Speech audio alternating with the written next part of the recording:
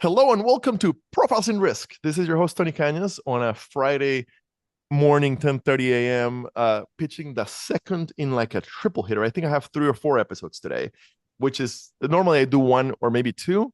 So you're catching me while I am over caffeinated, but still conscient, a sentient being. By the last podcast tonight, it is quite possible it'll be ChatGPT doing it, pretending to be Tony, because I will be exhausted. Uh, Gotta get a digital clone of you. Yeah. exactly. So today I have with me Arvind Sontha, founder and CEO at Kyber. So first of all, Arvind, thank you so much for joining me today. How's it going? Yeah. Thank you so much for having me as well. It's going great. I mean, it's a Friday. It's a beautiful day. And so yeah, excited to talk more about everything that we're doing here as well as, get your perspective on things. So yeah. Fantastic. And so LinkedIn says you are in New York. So Yes. New York on and with my horrible New Yorker accent.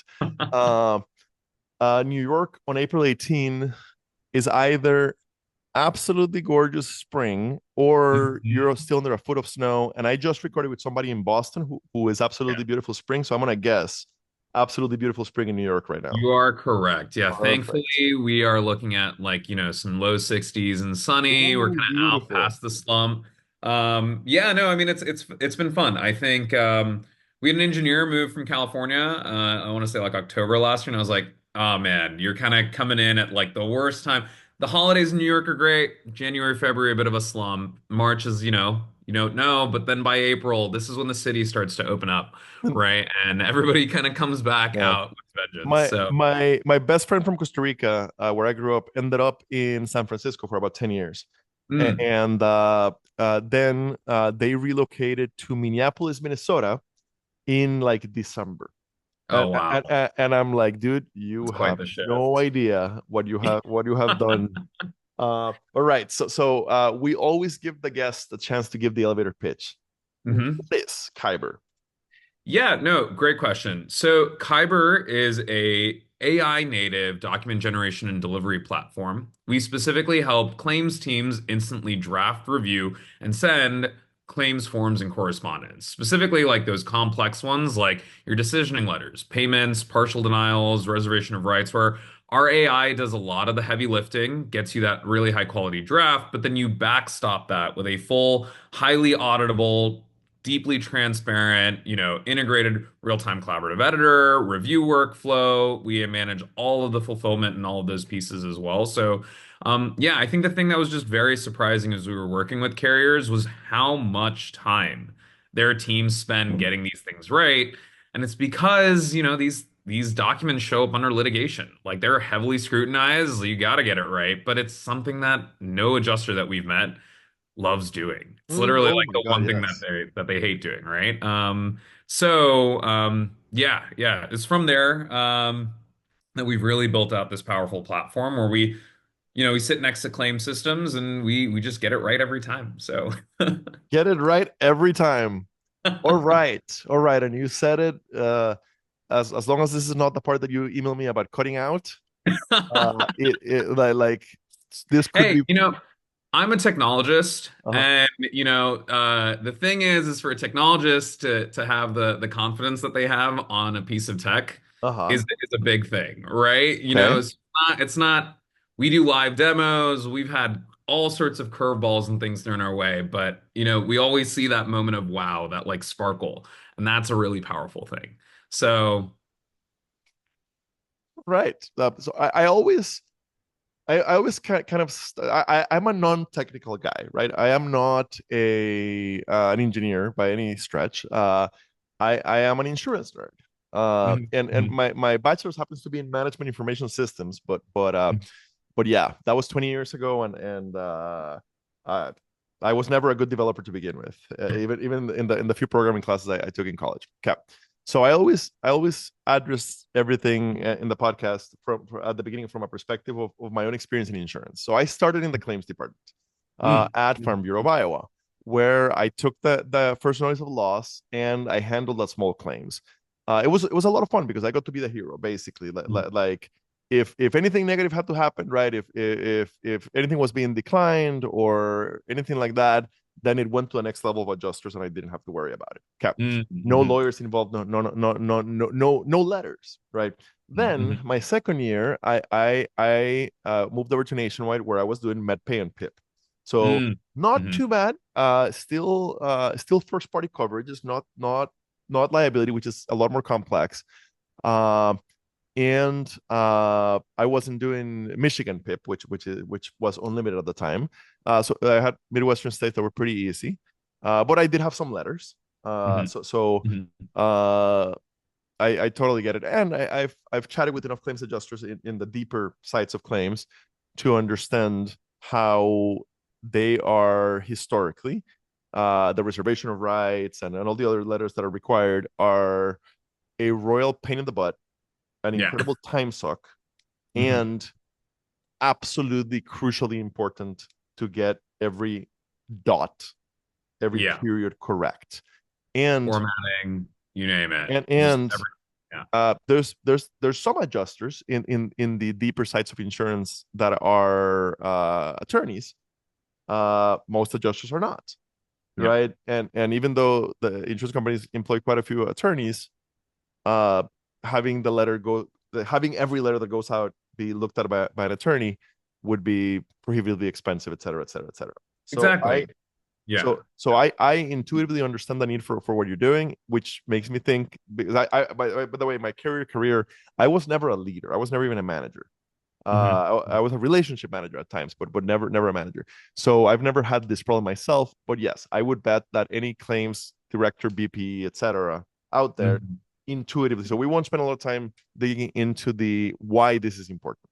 Okay. Mm-hmm. Mm-hmm. So um once we bring in Kyber to our Yeah. claims department, what does our life workflow, what does the life and workflow of my adjusters look like when it comes to letters Yeah. once we have you guys implemented? Great question. So, I think to contrast what life looks like after, we first kind of need to look at what life Perfect. looks like before. And so the way that organizations have gone about solving this previously is one, this is kind of like your oldest school way is you just have a stack of a priori letters, right? Adjuster says, okay, this one looks like the closest to mine. So then they go scrub out pre-existing claim information. They like add in and modify it. But you have a lot of room for error there in terms of one leaking prior claim information, PII, et cetera, as well as, potentially reusing completely stale policy language. So that's like one. Then the next one that we've seen has probably Okay, been gamut. hold on. What is stale policy language? Is that a technical term? Well, I guess not. I guess stale in this sense is look, policies is a product, right? Is dynamic. It's evolving. State what is it?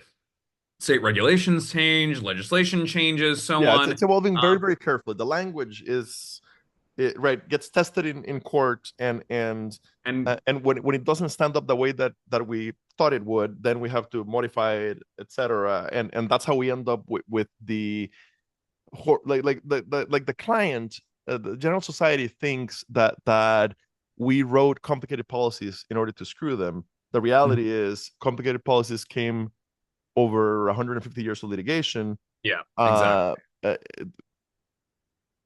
And it's one thing you think, okay, well this, these things get updated. Okay, like, every couple of years or something like no, quarterly, monthly, whatever. Like, and then the endorsement changes slightly, or like, the big topic right now is like, okay, like dog bite like endorsements and like additional coverages and like Mhm. things like that, right? Where it's just as things change, like the industry is also rapidly evolving in terms of that. So if you try to take a snapshot and reuse old snapshots kind of constantly, it's like Mhm. no wonder it turns into, old stale language in this case, where then, if that gets reused and now it shows up in court of law, well, it's like, well, this isn't even language that was actually from the document that was ultimately, or that contract that was executed between you, the insurer, and the insured. Right. So that's like one way. But yes, agreed. Ultimately it's a dynamic and evolving product. It is constantly evolving. The Okay. language is constantly evolving. And so taking kind of stuck in time point like screenshots or snapshots basically of that and trying to reuse it just isn't solving the problem, right? And so that's how you get into kind of one, like the first two technical solutions that we tend to see here. You have like some of the most complicated spreadsheets that build out like word macro style things where like individual like managers or supervisors try to build these things kind of one off to try to save their teams from like trying to wrangle with old school like enterprise solutions. And then you have the enterprise solutions where you have like huge teams of IT and ops staff going and basically managing and curating this like hundreds upon hundreds of templates, which naturally, as we talked about, goes stale because the product itself updates, right? And so that's kind of something where we're like, okay, well, why does the world work like this? So today in Kyber, the way that this works is adjuster decides they need to go write a document, right? They pick their AI template, they drop the claim number in, we automatically pull all of the information. So this is address information, loss location, you name it, so on. It all gets pulled in. We'll even pull in and extract out like estimate information. We'll pull in and summarize out the claim notes to give you a contextual summary on the claim. So this will, then go to drive pieces like the narrative, around like why, what is the background surrounding this claim. The one thing we explicitly ask the adjuster for is a decision, right? So we're not making the decision on your behalf. We're just trying to help you with everything leading up to or Perfect. after Perfect. that. So give us the explicit decision. And then even then, sometimes writing a good decision is a little bit hard. So we even have quick decisions. So take property, for example. 80% of use cases, let's just say like, water damage, faulty pipe. Water damage, faulty appliance, where it's like kind of just covered by standard wear and tear. Or sorry, being denied because again, this is part of standard wear and tear. Those are things where we can just kind of, also help the adjuster put in kind of quick decisions, and then those decisions are just going in. Now, Kyber's AI templates are going in and automatically, building out, like writing out the narrative in a nice empathetic way, um, breaking out the payment information across both the dwelling, attached structures, detached structures. We'll even build an entire payment table for you automatically. We'll go in and pre-extract all of the relevant policy language, have it formatted to look just like the policy, and then drop in any other relevant clauses. And so these are things like payment statutes, claim supplement language, reservation of rights, etc. Your fraud disclaimers that have to go at the bottom of every single document and then are tricks by, every single state. So all of that happens in, a matter of seconds. I want to say, depending on how complicated the letter, you'll go between like, say 30 seconds for a denial all the way up to like a minute and a half for a partial, especially if that partial denial has like, say, three separate policy language sections. But I it's fresh. It's fresh language. I It's I that context. absolutely love the fact that you're like 30 seconds could be a minute and a half for the more complex stuff, right? Right. In our world, Yeah. right? Like that was probably, I don't know. I never did those kind of claims, but like I would not be shocked if just a few years ago or even today in companies that don't have this technology, waiting for approval of a letter can take days, right? So one of the things that is like the least appreciated part of AI, and we've seen this multiple times, is when it comes to cycle times, writer's block is a real thing. And when you have AI going and automatically pre-writing something for you, you're not just saving the time that they would have spent drafting, you're also saving the time that they would have spent procrastinating on it, because now they don't have to go and like start up from scratch. They can just go in and like it's doing the heavy lifting, and they have like a really high quality draft kind of waiting for them, right? And so it's a lot of that stuff that then leads to kind of deep compressions in cycle time, or like letter cycle time more specifically, where like instead of cradle to grave taking 12 to 18 hours, it's now like 2 hours. Right, because it's not just like, okay, I know I need to get to this letter, but like I have a meeting right now, and then like I have to go kind of make a phone call to call the estimator or like some other thing, right? Where I keep kind of putting it off. It's just Mhm. easy, right? You drop the claim number in, all the details are there. I give it the decision, and then all the heavy lifting is kind of done. But you're right, yeah. Like it's shocking to see how much time this ends up taking. Um, And then even then, it's not just the time that the adjuster might take on it. There's also the amount of time the organization is spending from an ops perspective. So even if an organization is, say, solved like part of the adjuster experience here, they're spending a lot of time behind the scenes pre-building and baking those templates so that, it's a little bit of like an easier process. Why not kind of free up your ops team to help like drive other multiplicative effects across your organization, right? These like force multiplying like processes that they can also kind of jump into. So anyways, yeah. I'm looking at the website. Yeah. Instantly draft, review, and send claims forms and correspondence. Ensure that every notice is compliant, consistent, and personalized. Uh, Hmm. Kyber automates the process so that your adjusters can focus on providing the best policyholder experience. That makes perfect sense to me. At the very top, branch insurance reduced drafting time by 65%. The reason that I bring that one up twofold, because I'm usually asking like client success stories. Yeah. Uh, so, and the 65% reduction, amazing. Branch is not Erie insurance. Hmm. What I mean by that, or Westfield insurance. What I mean by that is Branch is not a 135-year-old mutual Yep. um, who had really bad processes, right? And Hmm. and I'm not speaking ill of any of those companies. Just it's a lot harder, right? Branch is a new insure tech carrier run by amazing leadership. They've been on the podcast and I love them. Um, what I'm trying to say is I'm not surprised that they're using you. What I am surprised is that you were able to help them 65% because they were already my best guess, very efficient in Hmm. everything they do compared to traditional carriers. So if you can save branch 65%, holy crap, how much time can you save at traditional carriers? Yeah. And then that is a question, right? So if you do have a story from a traditional carrier where like you save them like 80% faster, that's Yeah. amazing. So I mean, look, we're getting those case studies out, and it's going to be very Awesome. exciting to kind of share and highlight. Uh-huh. Um, I mean, yeah, one of the carriers that we recently onboarded is like Kingstone, right? Northeast Regional Carrier.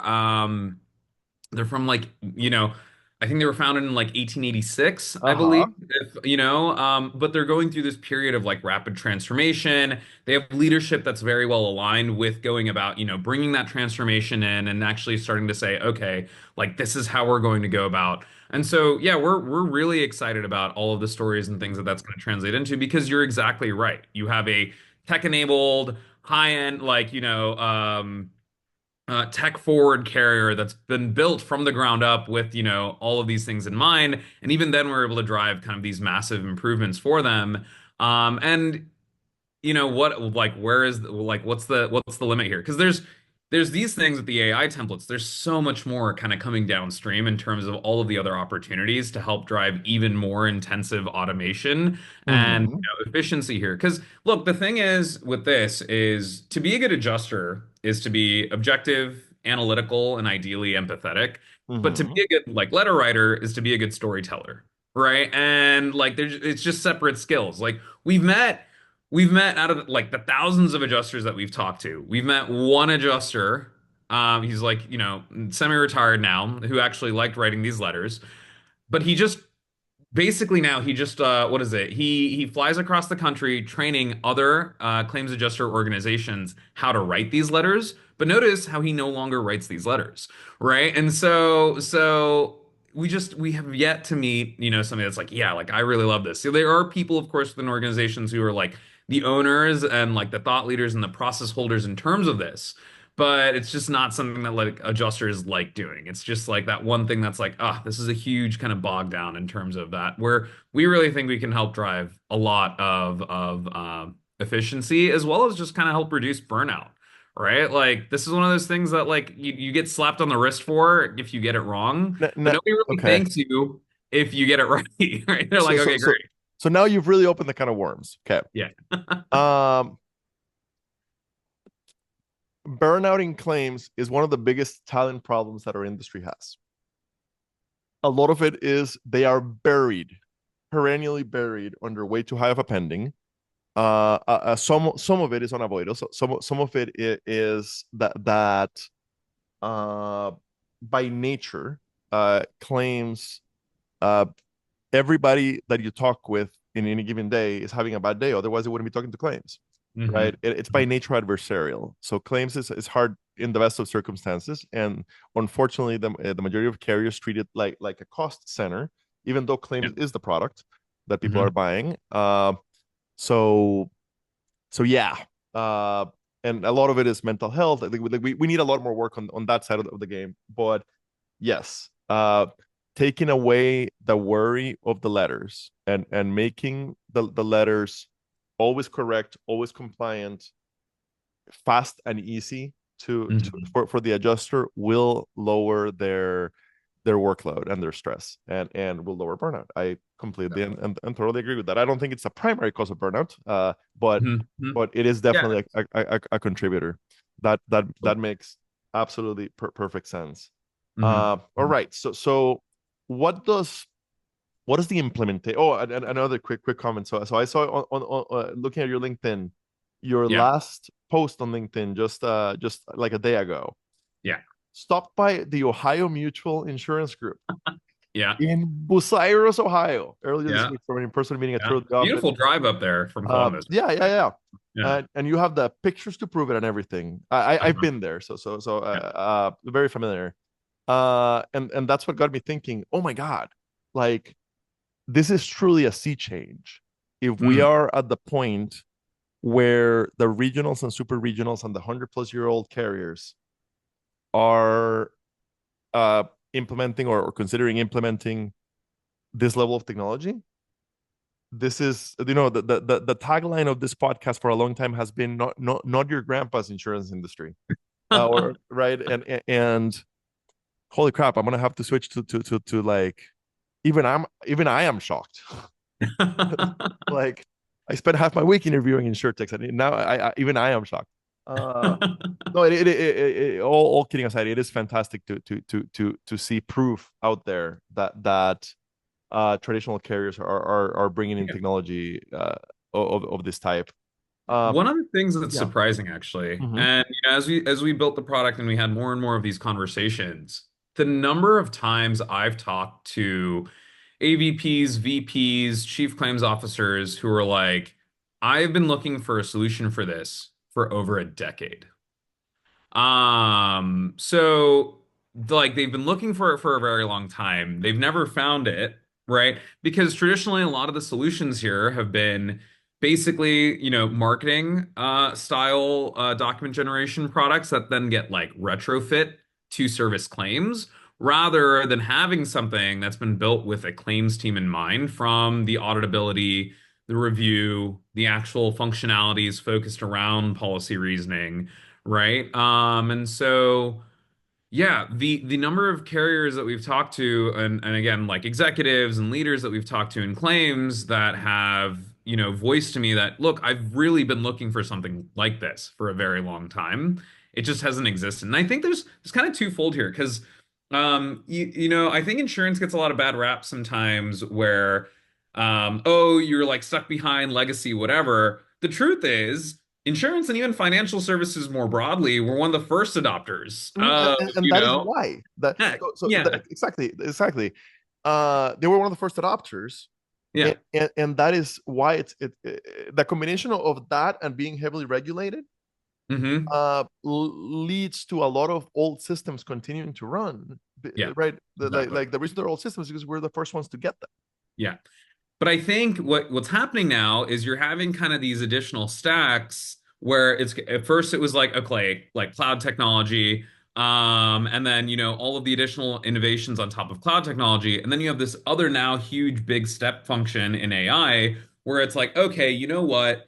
The gains here finally justify the means to go from what I was at here to now kind of jumping up to here, right? And so I think that's been very exciting to see. I think that's also why you see kind of this very high, I want to say, or a lot of heat on the vertical AI space right now, and the Hmm. like vertical enterprise SaaS space right now as Hmm. well, because these organizations like they were tech forward, right? They just happened to adopt the technology before we figured out maintenance, upgrades, and like all of those things. It was Hmm. just like, okay, like we can get this process improvement and get this like technology in. Let's do it. Boom, 90s, all of that. But now we're kind of seeing this big shift where, okay, the means actually justifies the gains comparatively.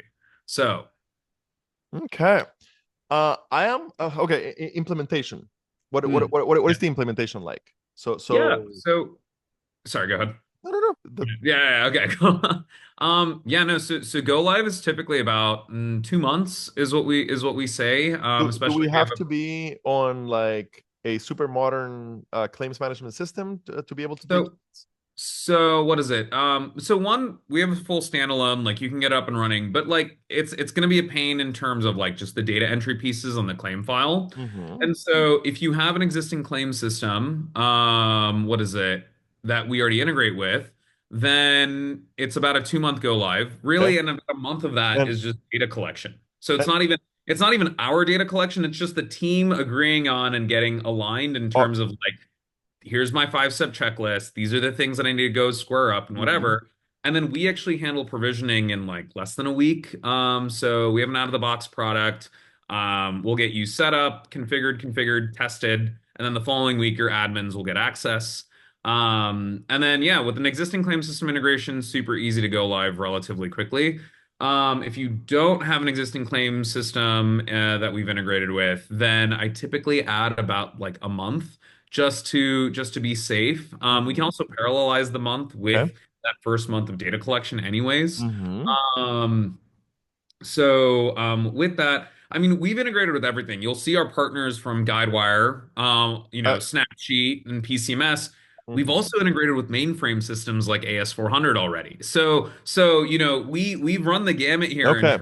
in terms of the integration. So Yeah. Guidewire and Duck Creek, absolutely easy integration. Yes. But Yeah. but you can integrate even if my claim system is still running on an AS400. Yes, and we already have a client that is an AS400 Okay. client that we've So integrated with. I've been becoming obsessed with ChatGPT image generation capabilities recently. Yeah. And I haven't played with the video generation, but I kind of really want to go on ChatGPT, the video generation side, and ask it to make me a little cartoon showing what the implementation of a modern technology connecting to an AS400, Yeah. because I imagine there are hamsters involved, right? Like I'm imagining that Flintstone type machine. Uh, okay, so anyway, that's why I'm laughing. Yeah. Yeah. All right, so implementation is easy. Okay. Hmm. Pricing. What is the pricing like? Yeah, so we have two pricing models. Typically, we'll do price per seat, so annual license base, and then we'll also, once you commit to an annual license kind of minimum, we'll also do monthly flex pricing in case of like, cat claims. So we have carriers, for example, who have like 100 adjusters normally. During cat season, they'll scale up to like 450 adjusters, Mhm. and then kind of so on.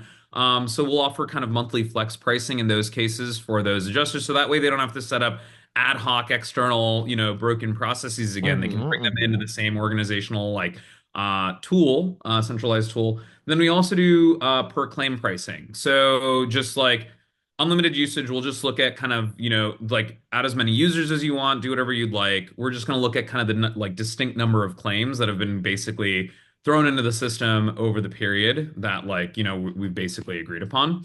And so that's kind of the other side in terms of the two pricing models that we're currently, experimenting with in terms of that. So yeah, yeah, yeah. All right. All right. Um, what kind of commitment? So we bring you on for a POC. We Yeah. decide to actually sign like an ongoing contract. Is it a 1 year commitment, a 3 year commitment? What kind of commitment are we signing up for? Yeah, so we'll go as little as like a 1 year commitment. And what is it? And then however long you'd like. What I say is basically the longer the commitment that you choose to sign, like the better price that we'll basically Okay, negotiate. Also, if it is a custom claim system integration or something like that, we definitely prefer a longer term commitment of just course. because, what we do is we don't end up charging anything more than those license fees or the per claim fees. Oh, So okay. So there's no even additional. for a crappy system, you're not charging me a setup fee. No, there's no setup fees. Okay. we like a longer term commitment in terms of the claim system then, so that way it's basically just kind of like spread out in terms of Hmm. cost there. But Hmm. really, because the thing is that like we know that that's going to be critical for you getting like the best product experience out of this anyways. And so we want you to do that. We want you to set that up. We want to go and make sure that that's as useful as possible. And so yeah, there's no additional like implementation fees, service fees, none of that. Like with the pricing, that's all inclusive. And really what we're looking for is just longer term partners, right? Like we want to be here making sure that we're providing the best possible product for your organization overall. Hmm. And so what I will say is that your claim system integrations break up into three stages. Okay. So the very first claim system integration is just pulling the claim file information and then writing the completed actual document back to the claim system. Hmm. Your next stage is when we start to do things like notes and tasks and all sorts of other fun stuff around like, you know, policy related things like inception dates, expiration dates, and like kind of so on, all of that stuff. And then your third phase is actually really, the single pane of glass experience. So with like Snapsheet and Guidewire, embedding Kyber within the claim system, right? So that way, instead of having to jump between yet another system or pop open the application, like it's just right there. You see it, right? Like you're down at the exposure level, you're going and you need to create a document, like it's just right there. You just link to it. Kyber loads within your claim system, and that's it, right? No popping open yet another of the 8 billion tabs that you might have open. Okay. Okay. I'm always uh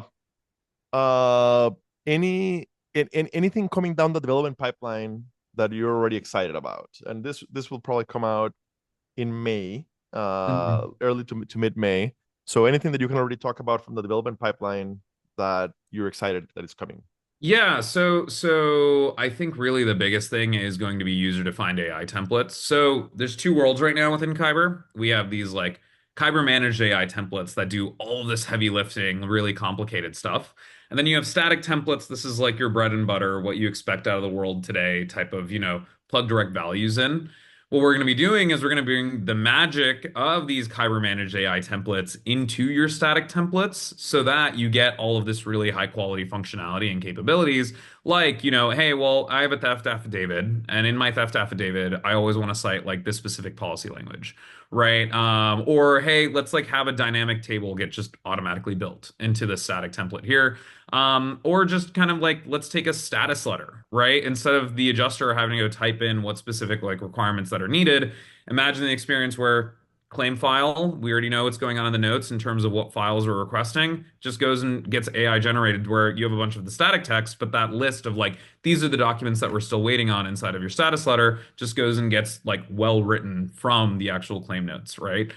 So those are all kind of some of the exciting things that we're really pumped about when it comes to user-defined AI templates, as well as just really deepening like the claim system integrations that we already have today, so that we can kind of really double down on that high quality single pane of glass experience that we have for carriers. Yeah, that's kind of the next biggest upcoming thing. We just launched eSign as well, which is really smooth and sweet. We're already generating a lot of these like releases, title transfers, and like property schedules and so on. And so that'll probably also come out of beta. The thing that basically is stopping that, or with the completed full experience, imagine you generate a form, you send it to eSign, it goes and gets executed, and then once it's executed, automatically gets synced right back to your claim file. Like you don't have to think about it, right? It's just Fantastic. it's just right there. Right. And so you have all of the dates and times and everything on when it was executed within Kyber, but that executed document's just right back in your claim system. And we keep track of everything too there. So we keep track of your IP addresses, we keep track of like the date and time that it was executed, and now we're getting requests for like notarization and stuff like that. So I don't know if you know a notary that we can just kind of drop into Kyber to notarize, but you let me know. Hilariously, I happen to know a notary who Mm, mm. is a Delta pilot, Ah, okay. and for no reason at all, because he could in the state of Minnesota, where he lives, Uh, decided to become a notary because it was like a 1 hour online class, and he is now a mm, notary. mm. There you go. So we joke that when when the landing process is starting, the flight attendants Pops up. give the instructions and then say, and if you have anything that needs notarized, uh, yeah. Let me know. Um, so I'm always curious on the origin story. Where Mm, okay, so I have your LinkedIn pulled up, right? So okay, bachelor's in computer science, from UC Irvine with good mhm, grades, mhm. and then uh, you go right into creating a startup, Yeah. uh, but not in the insurance space. So yeah, fill me Mhm. in. How did How do you we end get? up? Yeah. Yeah. How did we get here? I feel like classically insurance just tends to find people rather than people finding insurance, you know? But here's yeah, so I've always been super entrepreneurial my whole life, right? You have, like pet care businesses when I was a kid to starting my own startup freshman year of college. And what is it? What was the startup? What did it do? Yeah, so my co-founder had dysgraphia. And so we started That's it's like dyslexia, but it's but in writing. So imagine okay, like, the process of writing was basically just very, very difficult. perfect. Okay, Um, continue. and so we ended up starting a note sharing company where, Mm-hmm. students, the best student note takers on campus could basically upload their notes, and then we would make it free and available to download, just kind of paywall it. Mm-hmm. Ended up winning a business competition. We incorporated a really, really fantastic experience in terms of building something really 0 to 1 from the ground up the very first time. And that was very much like my first, I guess, like tech startup exposure in Okay. terms of Mm-hmm. building something really from the ground up, 0 to 1 company, thinking about business model and kind of so on. So, then I ended up going through college, basically signed full time with Google at 19. So, skipped second grade, graduated How college in 3 years. how do you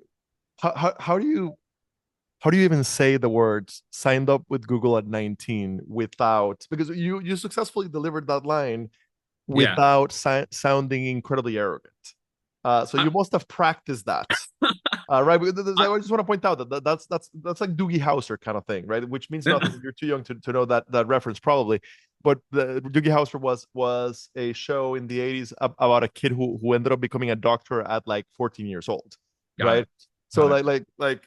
okay, so you signed with Google at 19. Uh-huh. So I think, yeah, it's just like, but like anyway, it was just a natural sequence of events, and it was like, oh, by the time I graduated college and signed full time, like, oh well, that's just what I happen to be. You know what I mean? So Uh-huh. that's kind of it. And then yeah, no, and then I've been doing applied AI basically my whole career, right? So I specialized in AI in college. I was doing applied AI at Google Cloud and then Google Search. And really what I've always enjoyed, it's not so much the machine learning modeling aspect. What I've always loved doing is taking how do you take state of the art ML models and Mm-hmm. apply that to drive value in through product experiences, right? And like it's that applied AI that has always really been my sweet spot. Um, So so yeah. you had the world like in your fingertips. Like you could have chosen to apply this ridiculously valuable skill set Hmm. to any problem in Yeah. the business world. Yes. Yeah. Insurance claims letters. So, I mean, look, I think to look at how that gets to into insurance claims letters, Uh-huh. we have to kind of backtrack a bit Yeah. into okay, what happened kind of leaving Google, right? Uh-huh. When I left Google, I was going to build a company, and Kyber actually originally started off as like an insurance company. You could think of it Uh, almost as like, the InsurTech 2.0 or something, where what we wanted to uh-huh. actually build was an insurance company kind of from the ground up. Uh-huh. So I actually became a licensed PNC broker. Okay, before, okay, so why did you want to build an insurance company? Did State Farm annoy you? Did farmers annoy you? Or No, uh so it actually came down to kind of thinking about a totally brand new idea of like a new line uh-huh. of business around Uh-huh. like personal cyber insurance. So I was the Okay, tech lead for perfect. Google's. That makes sense. That fills in the Yes, piece that was missing. it Continue. was like a totally brand new like line of business. Perfect. And so I was tech lead for Google's user modeling platform. What does it look like to build like a user risk model for personal cyber? Sounds Mm-hmm. interesting. Let's go try it. Um, naturally, I had the tech skills. We had to go figure out the distribution side. So, what does any entrepreneur do? They go and they figure it out, right? So, Of became a course. licensed PNC broker.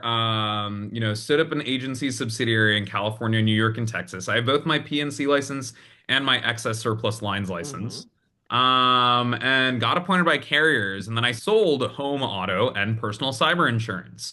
And I just realized that, look, given the regulatory environment, like the odds that we would go build this kind of breakout massive company would just take an enormous amount of time and energy.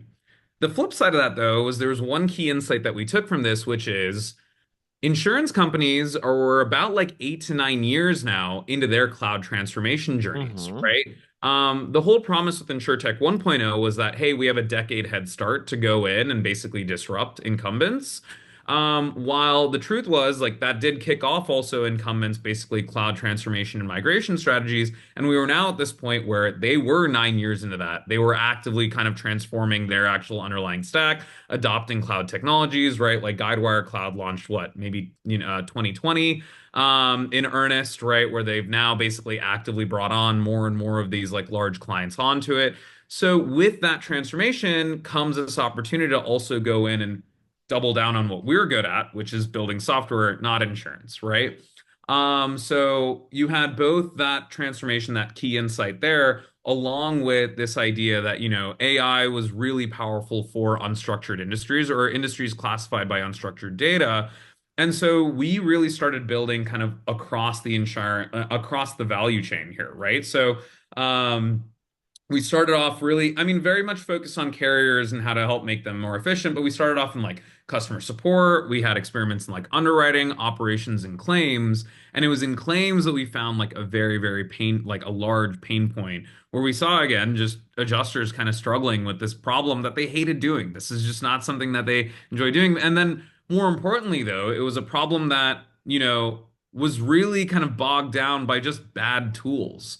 Right. And so that's something that I can go and build you a great tool at to go and solve your problem and make this like a huge, um, I guess just like benefit or just not something that you hate doing, like versus actually something that's enjoyable, easy to do, and then also kind of solves all of the layers for the claims organization, kind of top to bottom, from one, the individual adjuster experience, but then all the way up through the auditability, the visibility, the cycle times, the reviews, and all of that, all the way up through leadership as well, right? Yeah, that's kind of that's the big journey here. From trying to build an insurance company, realizing like, yeah, that's not the right approach here, into building kind of this really powerful I, software for dude, insurance. I am so happy that you figured out that building a carrier wasn't the right approach. Uh, and you successfully transitioned InsurTech 1.0 to 2.0. Because we have plenty of those 1.0s, right? The hippos, the lemonades, the roots of the world. Some of whom I like a lot. Some of whom IPO'd and have not done particularly well, and I hope they can figure it out. But yeah, no, I as an insurance nerd like the world a lot better now that most insurtechs are making awesome tools for the traditional industry rather than trying to reinvent from scratch what we know how to do. Hmm. Uh, fantastic, fantastic. Um, I so we've got like 8 minutes left. Uh, we went through the origin story. I think we covered everything in the normal conversation. Um, yeah, this has been a ton of fun. Good. I've got to tell you, like I was telling you before we started recording, like if you run an insurtech and you have not been on the podcast, I don't Mhm. care if you are a 600 people startup or if you are a little more than an idea on the back of a napkin. I'm happy to have you on the show. And I don't actually look at what you guys do Yeah. until like you tell me, right? When we're recording. But if I had, gone by your booth at PLRB Mhm, mhm. and saw something about claims letters Yeah. after I woke up from how boring that sounds, I would have still invited you on, but I would Yeah. have had no idea that it would be this interesting of an episode. Yeah. For uh, for other founders or prospective founders that are listening, only the real nerds listen this deep into the conversation, right? So for Yeah. the founders or prospective founders, this is a good model to emulate. Find Mm. a real problem that exists in our industry, and then apply modern technology to fix it. What other advice would you have to the next kid that wants to create an insure tech? Yeah, and there's kind of two parts here. So one is the ask from industry executives. You have problems, like be open about like what they are. And the thing is like this problem, for example, was first kind of seeded by Charlie Wendland over at Branch. He was like, Arvin, I'm like having this problem. Can you please like help me figure it out? And it was through that collaboration that we really started to dig much deeper into it. So that's kind of one big piece here. Um, because again, like they'll have kind of those critical insights that you can kind of, hook onto to then kind of be that early partner to go and create something meaningful like this today. And then the other side of this too is also really focusing not so much on like what the technology is, focusing on that problem. The number of times, like we Ding don't ding ding ding pitch ding. on AI, right? We don't pitch on AI, and that's what a number one of our like buyers say is it's like we love that you guys focused on the problem, and then AI happens to just be a means to solving that problem today in its current state rather than being like, oh, well, AI this, AI that, AI, hey, AI, right? That's not what we do. You focus on the problem, work backwards, and make sure that like that's what's really what you're actually meaningfully driving a difference in. And from there, I think things will just naturally kind of fall. I know some of the other problems are like things like cold start problems, right? Like how do you find that like first early development partner and then kind of build with them to kind of go and it does come down to trust because the thing is especially if you're trying to go build into claims, um, claims organizations are risk averse. I think insurance is Oh, as a the understatement of the century. yeah, there you go. Yes. There you go. And so with claims teams more particularly, it's about kind of like trust. Can they trust you, who you are? And then, once you kind of get that first one, it's kind of a the industry overall is a fast follow as well, right? So like Hmm. they'll see that, amplify your story, explain what it is that you're solving, be focused in terms of that story, and then naturally kind of like things will follow I, in that. I've got to say, if now if your perception after 4 years of interacting with insurance is that we're fast followers, that's an improvement. Because my experience had been that 15 years I've been in the industry, and my experience has been carriers think that they're fast followers. They don't think that Mhm. they're cutting edge, but they think they're fast followers, and the majority are laggards. But Mhm. if what you're seeing out there is a lot of fast followers, that is really good news for the industry.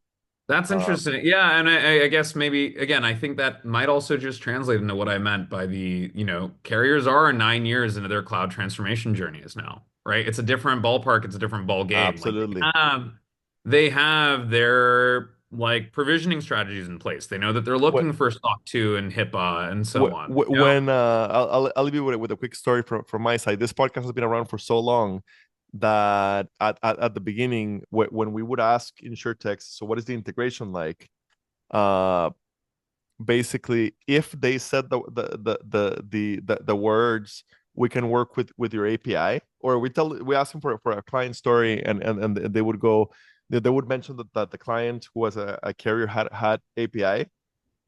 We would immediately know that they were talking about Hiscox US, nobody else, Mm, right? And then got it. little by little, and now like now most carriers are somewhere in the API Exactly. ready, And right? so that really changes the underlying landscape in terms of what an insurtech can kind of go jump onto. I Mm-hmm. think what is it? I remember I think Steven from Crystal Venture Partners had a really Okay.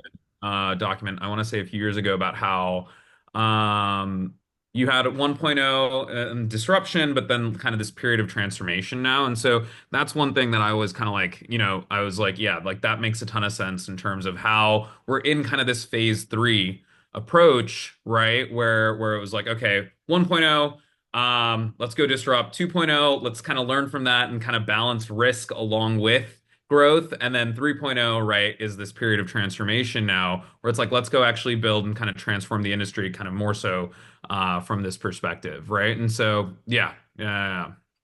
Fantastic. We are running out of time, but yeah, we could keep going for a while. Thank you so much for your time today. Uh, love what you guys are doing, and I can't wait to see it deployed all over the industry and see what other Yeah. problems you can solve for us. Awesome. Thank you so much, Tony. I My really appreciate pleasure. it.